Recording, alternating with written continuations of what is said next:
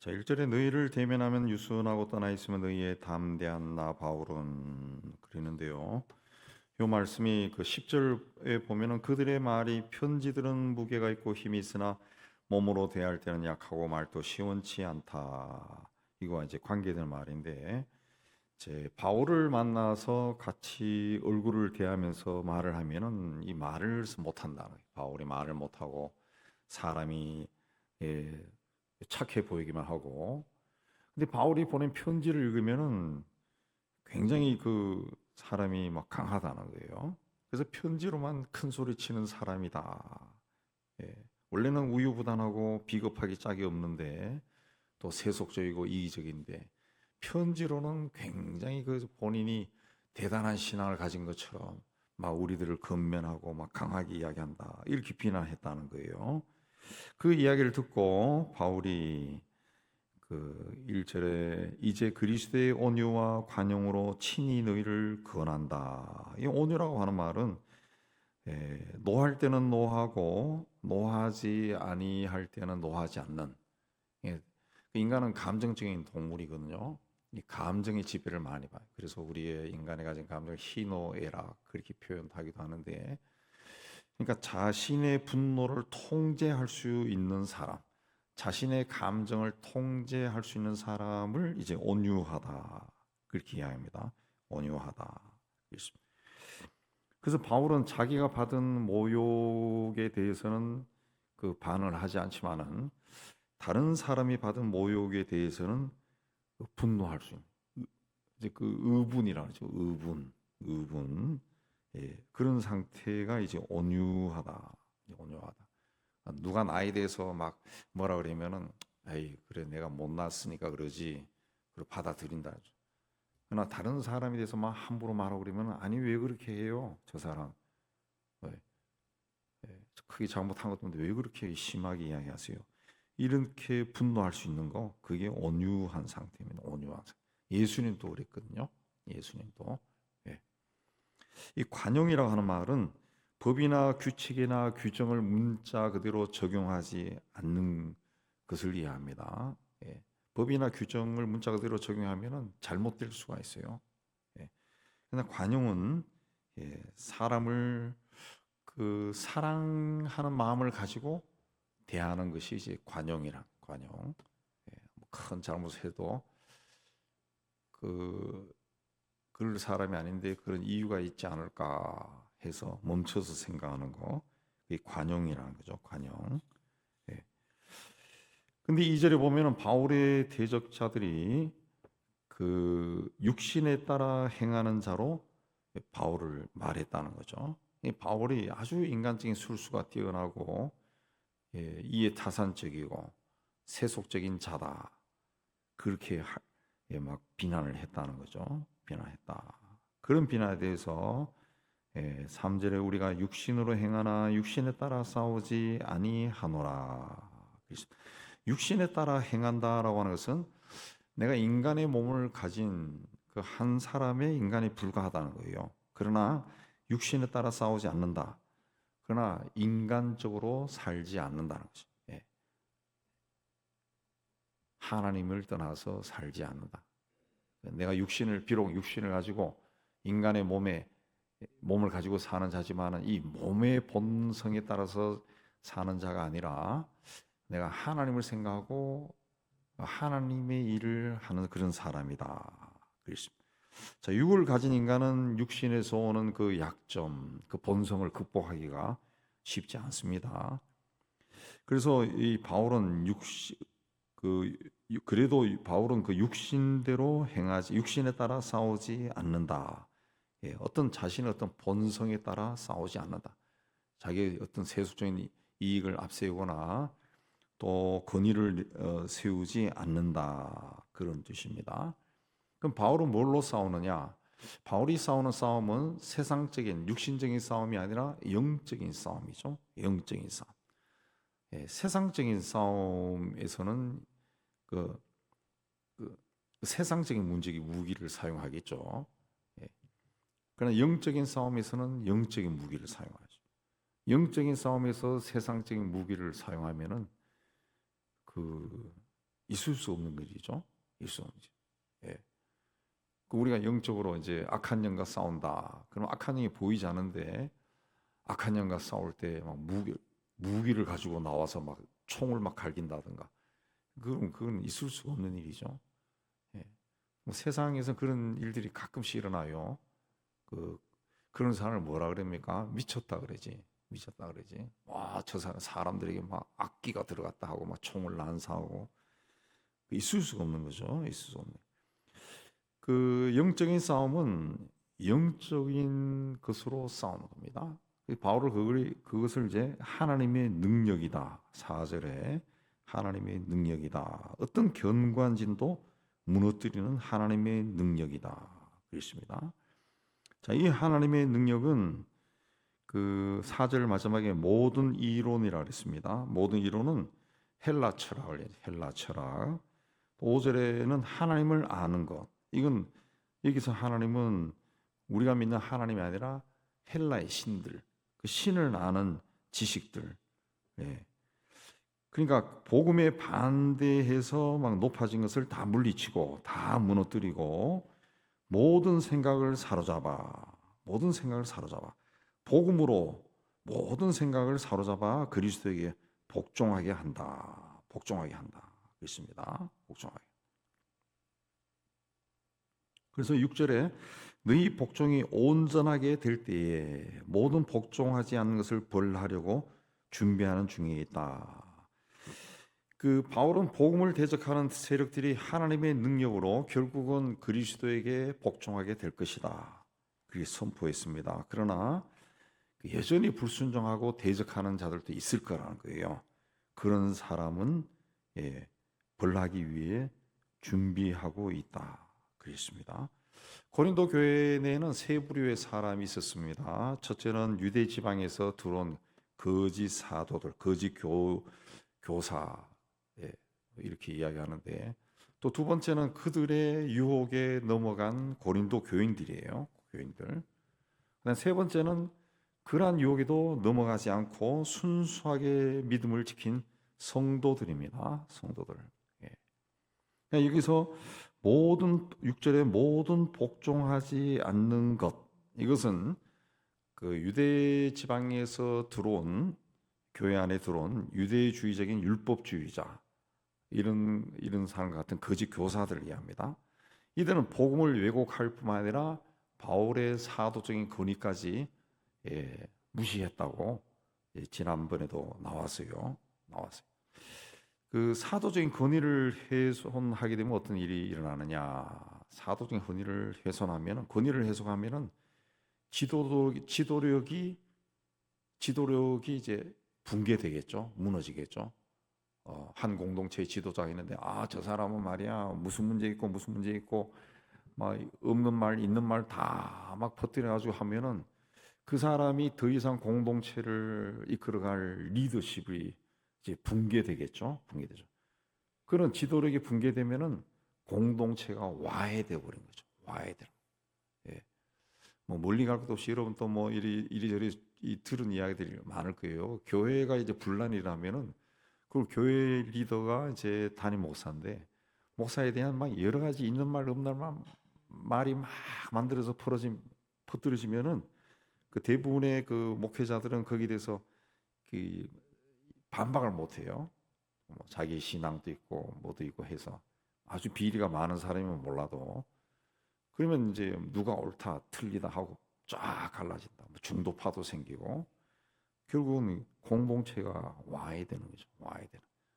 그래서 뭐 교회가 한번 싸움 나면은 막 교회가 막 뭐 2개, 3개, 4개로 막 갈라진다. 우리 송파에도 우리 교단 시찰에 속한 교회도 교인 자체도 뭐 100몇 명 모이는데 그게 한번 분란이 일어나니까 3개로 갈라져. 3개로 갈라져. 그런 교회들도 있어요. 그러니까 있는 교회로 막 그게 되니까 결국은 있는 건물 막 팔아 가지고 그 3분의 1로 나눠 가지고 가져가더라고. 그게 다 막 붕괴된다. 예. 참 뭐라 그랬습니까? 이래 된 사람들은 예, 결국은 벌하려고 준비하는 중에 있다. 벌 받는다는 거예요. 벌 받는다는 거. 예. 고린도 교회 교인들이 이 거짓 사도들을 구별해서 복음에 온전히 순종하는 자가 되기를 바울은 원했습니다.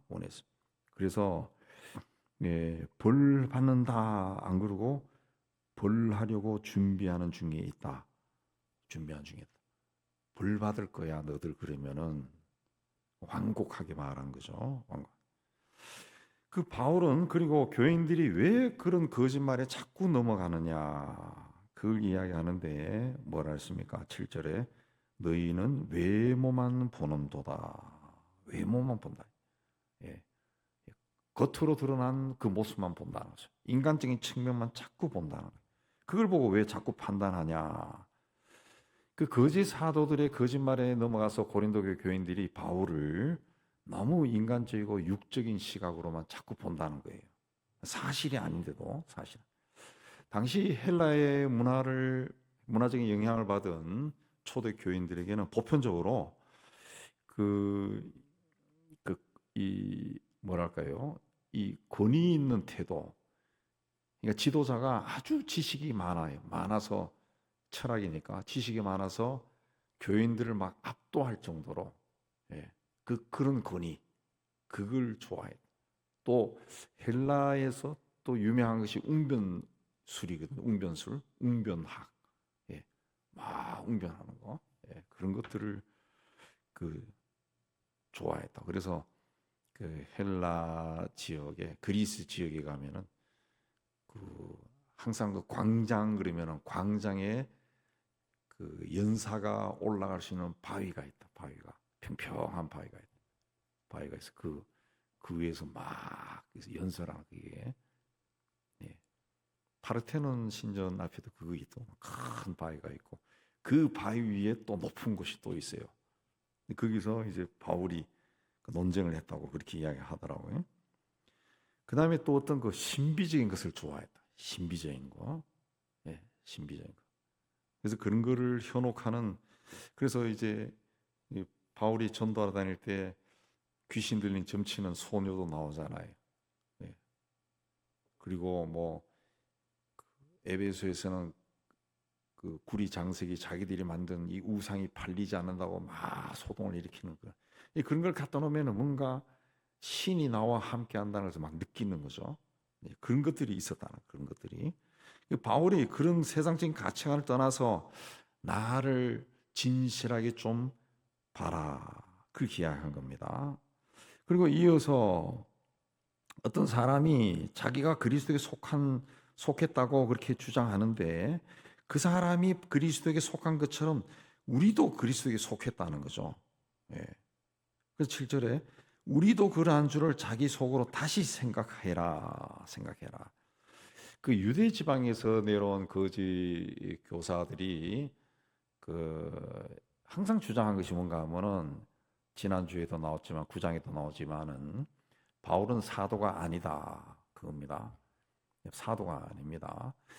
그래서 사도행전에 나오지만은 가룟 유다 대신에 새 제자 12명에 속한 제자를 채우기 위해서 한 명을 뽑을 때 그 제자의 조건이 그 예수님의 죽으심과 부활과 승천을 목격한 자, 예수님이 살아계실 때 예수님과 늘 함께 다녔던 자, 그렇게 되어 있어요. 근데 바울은 그런 경험을 한 적이 없습니다. 승천하신 주님을 만났지 한 번도 그 광경을 목격한 적이 없어요. 근데 유대 지방에서 온 사람들은 우리는 그랬다는 거지. 예수님을 따라다니는 사람이 굉장히 많잖아요. 또 예수님의 12제자 외에도 70인의 제자단이 또 있잖아요. 또 부활 승천을 목격한 사람이 500여 문도가 있어. 500여. 굉장히 많다고요. 우리는 다 봤는데 네가 무슨 사도야? 너는 교인들을 핍박한 사람이 아니냐라고 막 말하는 거죠. 그래서 바울이 거기에 대해서 이제 자기가 또 이야기하는 겁니다. 우리도 그렇다는 거죠. 우리도 그렇다. 그리고 나는 내가 가지고 있는 권위는 주님이 주신 권위다. 그리고 이 권위는 8절에 여러분을 무너뜨리려고 하는 것이 아니고 세우려고 하는 것입니다. 내가 여러분과 논쟁을 벌여서 여러분을 내가 막 굴복시키려고 하는 것이 아니라 여러분을 세우기 위해서입니다. 예.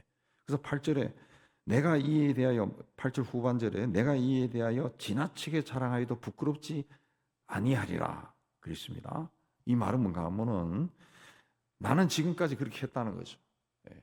내가 이걸 떳떳하게 말할 수 있다는, 자랑할 수 있다는 거죠. 하나도 부끄럽지 않다. 나는 이렇게 했다는 거예요. 예.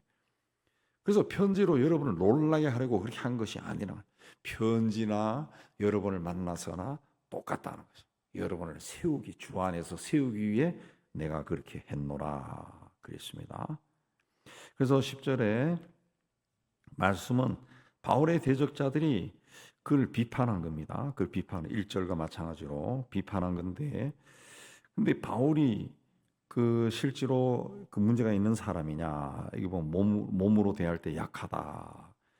바울이 실질적으로 이제 만성적인 질병이 있었는 걸로 보입니다. 그게 뭐 눈병이다, 안병이다, 눈병, 안질환.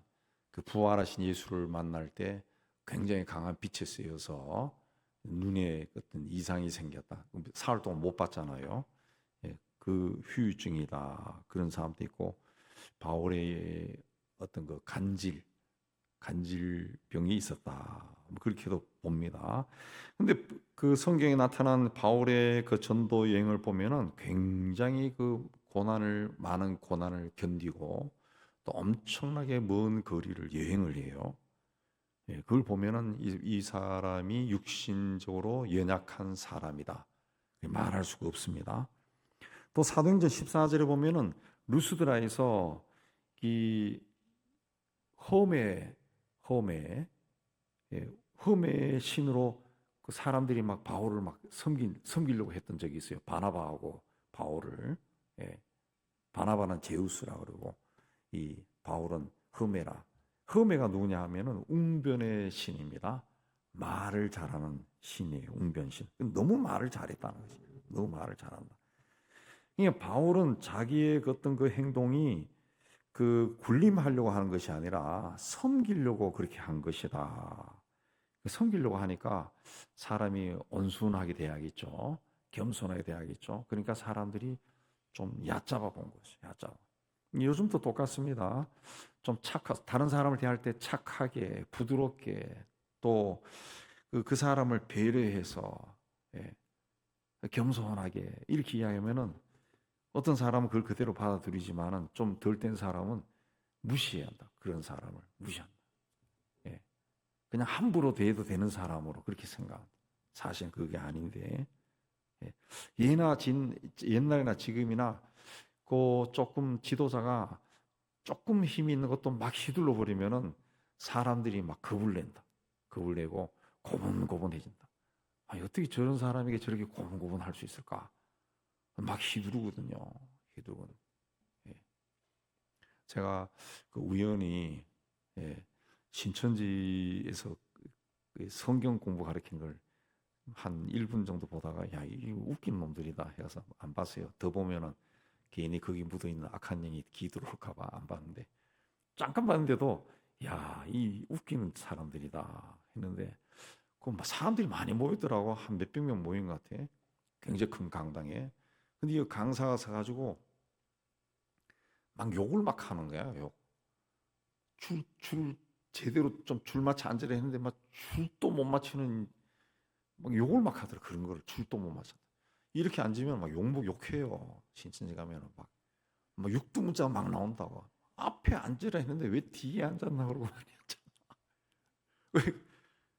그냥 그 자리에 있는 사람이 미동도 못해. 막 늙은 사람도 있던데 꼼짝도 안 해요. 그냥 꼼짝도 안 해. 몸 흔들면 흔든다고 또 막 소리 지르고 막 그런. 무섭더라고 그런 사람들. 길들여진 겁니다. 길들여진 가스라이팅 당한 길들여진 거예요. 길들여진. 이만희가 들어오는 그런 굉장히 큰 강당에 들어오는 것도 보니까 그 다 늙은 노인이 하얀 양복 입고 들어오는데 그 좌우로 한복 똑같은 옷을 입은 사람들이 여자들이 90도로 제어하고 있는 90도. 내가 이 예배 시간에 들어올 때 여러분 한복 입혀가지고 중앙에 절하라 그러면 뭐 이런 교회가 있어 하고 다 나갈 거예요. 왜? 나는 항상 부드럽게 대해주니까 무시한다. 네. 그러나 막 그렇게 해버리면은 사람들이 가스라이팅 당한다. 옛날에 제가 청년시 20대 청년 시절에도 미아리 아주 큰 교회에 있어요. 하고 친구가 그 교회 갔다고. 그게 언제도 한번 이야기했었거든요. 그 양반 예배 인도하기 위해서 목사님이 앞에 올라왔는데 올라서자마자 막 욕을 막 해야 되는 거예요. 욕을. 누구 어디 갔어? 그러니까 안 보이는 거예요. 그러면서 막 욕을 하면서 그놈 말이야 내가 어떻게 하려고 했는데 막 말을 안 듣는다고 말이야. 저 뒤에 있는 건 빨리 찾아와. 그렇게 하고 뒤에서 예 그리고 막 뛰나오고 뭐 나중에 보니까 그게 사입이더라고. 사입. 우리 친구가 가서 그래서 따라갔다가 자칫 한번 물들 뻔했어. 사입이더라. 사람들이 막 거기 몇백 명이 그 큰 예배당에 막 앉아가지고 막 꼼짝도 못해요. 막 숨 쉬는 소리가 막 들릴 정도야. 하도 막 겁이 나가지고. 예. 그런 데가 있다. 그런 데가. 그 뭐 아주 그 유명한 사이비는 아니니까. 예. 그래 한데 그런 그 사이비화되어 가는 거죠. 사이비화되가. 근데 이 한국에는 그런 그 사이비 비스무리한 교회가 굉장히 많습니다. 굉장히 많습니다. 담임 목사가 한마디 하면 꼼짝도 못하는 교회가 되게 많아요. 나는 막 10마디 해도 막 꼼짝하는데 말도 안 듣고 꼼짝도 못해. 꼼짝도 못해. 막 이렇게 하면 이렇게 하고 막 예.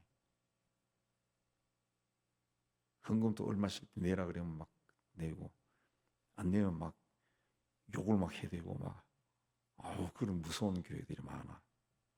그래가지고 교회를 막 크게 짓고 막 그렇게 하는데 하나님이 그렇게 할까 그런 생각이 많이 듭니다. 많이. 예수님이 그렇게 했으면 그 당시에 벌써 헤롯이 아니라 예수님이 예루살렘 성전을 지었겠죠. 그런데 예수님은 그런 거 안 한다. 우리가 신앙생활 할 때는 항상 예수님이라면 어떻게 했을까 그걸 많이 생각해야 돼요. 예수님이라면 어떻게 할까 그걸 생각해야 돼요. 뭐 성경 100번 안 읽어도 예수님이라면 어떻게 할까? 그러면은 우리와 함께 하시는 성령께서 가르쳐 주신. 예. 바울이 편지로 엄격하게 이야기했지만은 직접 만났을 때는 온유하고 간용으로 대했다. 그래서 그렇지 1절에 친히 너희를 권했다. 친히. 자기가 이렇게 막 교인들을 이 아주 이 안타까운 마음으로 아주 그냥 마음을 헤아려서 그렇게 잘 대했다는 그 뜻이죠. 친히 대했다. 왜? 교인들이 상처받을까? 이게 분명히 고린도 교인들이 잘못했어요. 그래서 막 야단치고 막 이렇게 저렇게 하고 싶은데 상처받을까 봐. 또 교회에 덕을 세우기 위해 아주 그렇게 안 했다는 거죠. 네. 그렇게 안 했다. 근데 그렇게 하니까 이 대적자들이 오히려 막 시비를 걸었다. 뭐 사람이 말이야.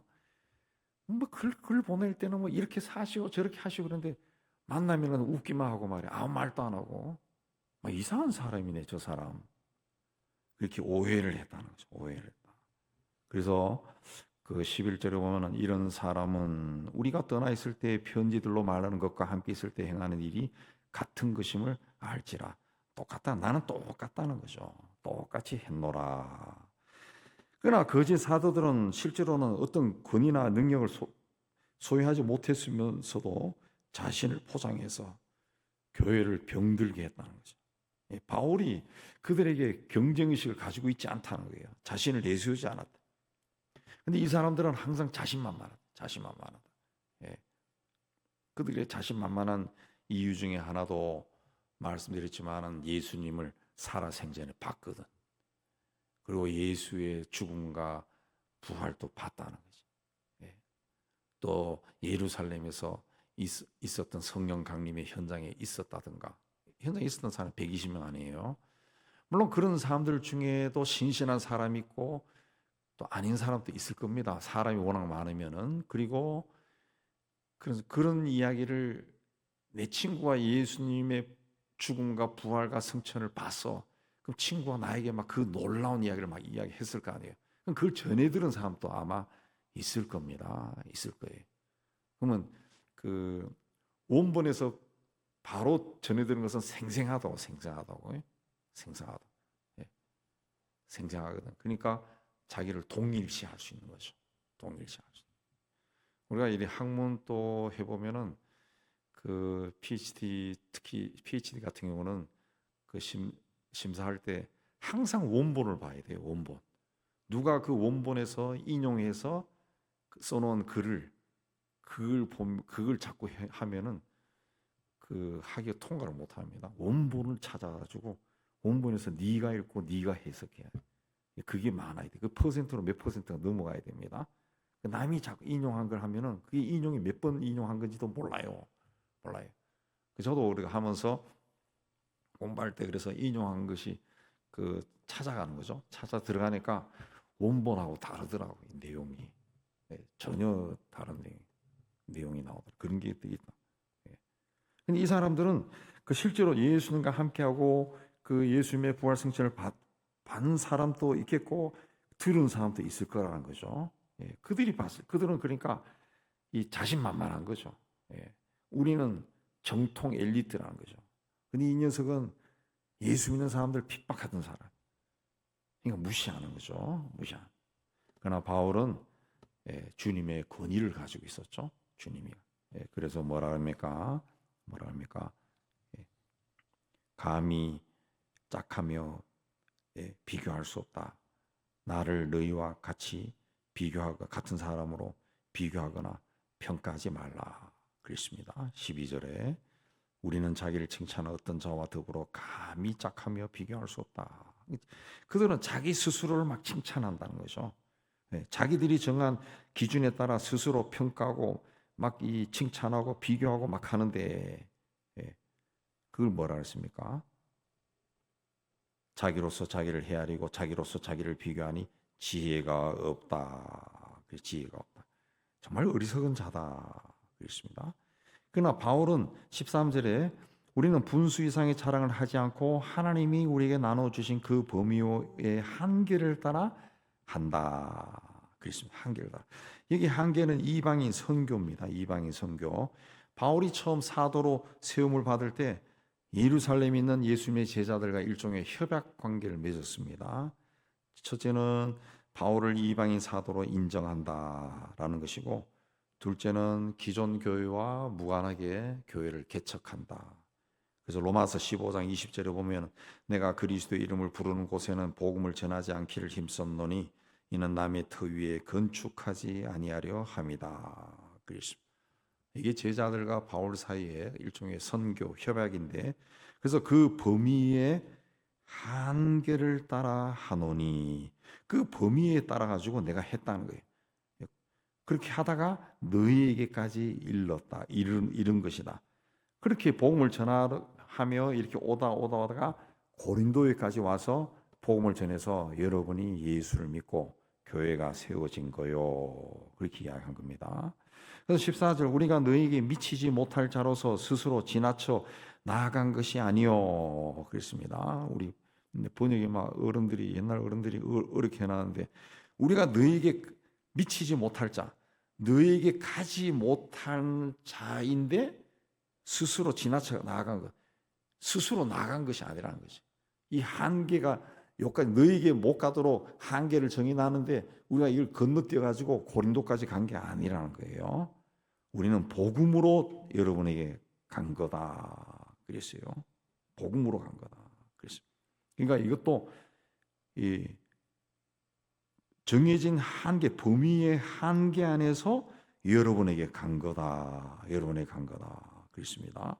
내가 고린도에 가서 복음을 전하고 교회를 세운 것은 내 욕심대로 한 것이 아니라 하나님이 그렇게 하시라 해서 그 복음을 전한 것이요. 그렇게 했습니다. 근데 대적자들은 한계선을 넘었다는 거죠. 한계선을 넘었다. 그렇습니다. 그 남의 수고로 이루어진 교회에 대해서 욕심을 가졌다. 그걸 이해합니다. 15절에 우리는 남의 수고를 가지고 분수 이상의 자랑을 하는 것이 아니다. 그렇습니다. 남이 수고해서 세운 교회에 와가지고 자기 자랑을 하고 뭐 이것이 옳다 절다 그리 하는 것이 아니다. 그렇습니다. 오직 15절에 너희 믿음이 자랄수록 우리 규범을 따라 너희 가운데서 더 풍성하여지기를 바라노라. 고린도 교회가 믿음이 성숙해서 자신의 문제를 스스로 해결하고 극복해서 선교 영역을 넓혀가기를 원한다. 그래서 이 16절에도 이는 남의 규범으로 이루어 놓은 것으로 자랑하지 아니하고 그랬습니다. 남이 그 해놓은 것을 내가 차지하고 이건 내 거다 그렇게 안 한다는 거예요. 안 한다. 너희 지역을 넘어 복음을 전하. 나는 고린도 교회 여러분의 지역을 넘어서서 오직 복음을 전하고 싶다는 거지. 저 유대 지방에서 온 어떤 사람들처럼 여러분을 현혹시켜가지고 여러분의 교회를 그냥 자기 걸로 만들려고 하는 거기에서 자기들이 막 지도자 행세하고 편하게 살려고 하는 나는 그게 아니다. 그걸 나는 넘어서 복음을 전하려고 한다. 그래서 자랑하는 자는 주 안에서 자랑하라 그랬습니다. 왜 이 말을 했습니까? 고구의 저 위에 올라간 12절에도 그들은 자기로서 자기를 헤아리고 자기로서 자기를 비교하고 자기를 지랄 하나님을 자랑하는 것이 아니라 자기를 막 자랑하고 자기를 자랑. 나 이런 사람이야 하고 나 거기 있었어. 나는 이런 사람이야. 예. 그걸 막 자꾸 자랑한다. 자꾸 자랑한다. 나는 그런 사람. 하나님의 사람은 하나님이 칭찬해야죠. 칭찬.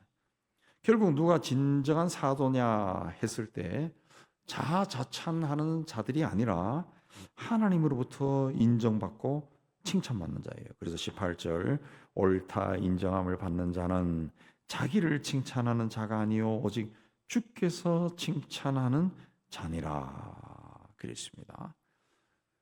우리도 주님의 일을 신실하게 하다 보면은 때로는 오해를 받을 수도 있습니다. 오해받을 수 있습니다.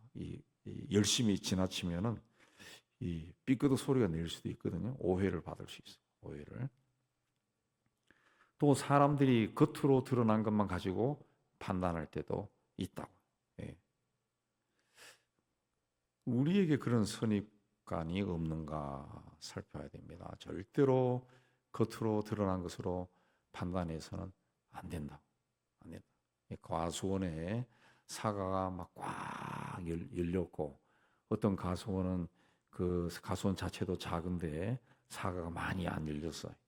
그렇다 해가지고 사과가 꽉 열려 있는 큰 과수원에 사과가 다 맛있느냐? 아니죠.